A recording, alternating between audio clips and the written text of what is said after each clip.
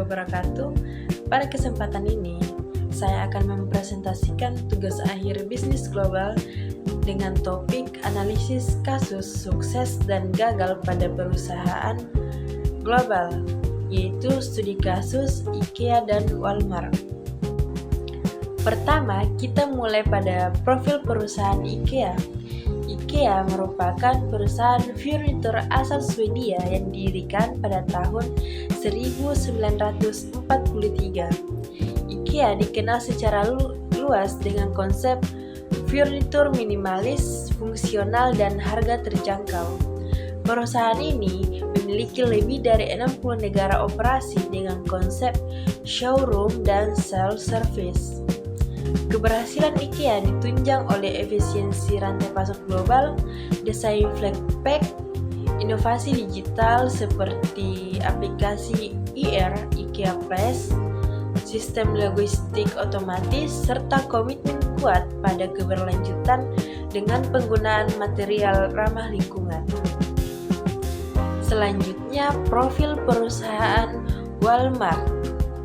Walmart merupakan perusahaan retail dunia yang berasal dari Amerika Serikat yang didirikan pada tahun 1962.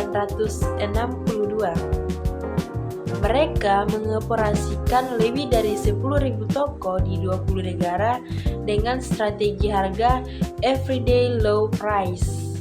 Namun, dalam ekspansi ke pasar global, Walmart mengalami kegagalan signifikan, terutama saat memasuki Jerman pada tahun 1997 sampai 2006. Selanjutnya, faktor keberhasilan IKEA.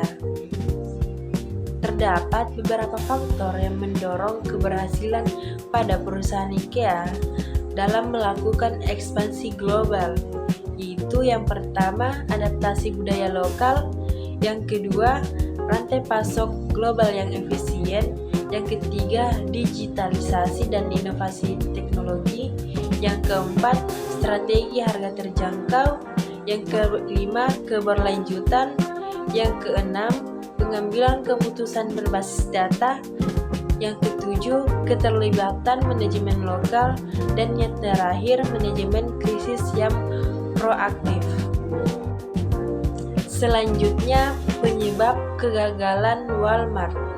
Berbanding terbalik dengan IKEA yang berhasil melakukan ekspansi global, Walmart sendiri mengalami kegagalan saat melakukan ekspansi di Jerman. Penyebab kegagalannya yaitu tidak memahami budaya lokal, strategi harga melanggar regulasi, gagal integrasi pasca akuisisi, rantai pasok kalah efisien, konflik internal dan penolakan karyawan, keputusan terlalu tersentralisasi, digitalisasi tertinggal, dan manajemen krisis yang lemah. Selanjutnya, pada tabel 4.1, perbandingan strategi global, di mana aspek perbandingannya yaitu pendekatan utama, fleksibilitas strategi, fokus keunggulan, penetrasi pasar, keselarasan dengan budaya lokal, dan hasil akhir. Selanjutnya, tabel 4.2 yaitu perbandingan inovasi. Adapun aspek inovasinya yaitu produk, model bisnis, rantai pasok, layanan konsumen, relevansi pasar, dan keberlanjutan. Tabel 4.3 yaitu perbandingan adaptasi budaya. Adapun aspek perbandingannya yaitu pemahaman budaya lokal, penyesuaian produk, tata kelola toko, strategi komunikasi, dan penerimaan konsumen. Tabel selanjutnya yaitu tabel 4.4, perbandingan manajemen krisis. Adapun aspek perbandingannya yaitu pendekatan krisis, respon lingkungan, adaptasi rantai pasok, komunikasi publik, pemahaman budaya lokal, tekanan kompetitif, konflik internal, kepatuhan regulasi, dan hasil krisis dan inti kesimpulan. Tabel 4.5 yaitu perbandingan manajemen rantai pasok global.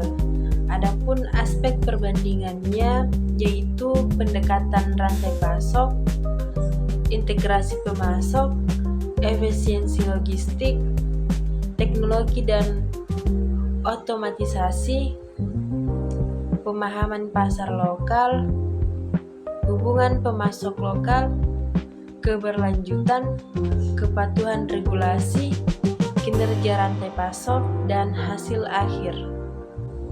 Selanjutnya tabel 4.6 yaitu perbandingan digitalisasi.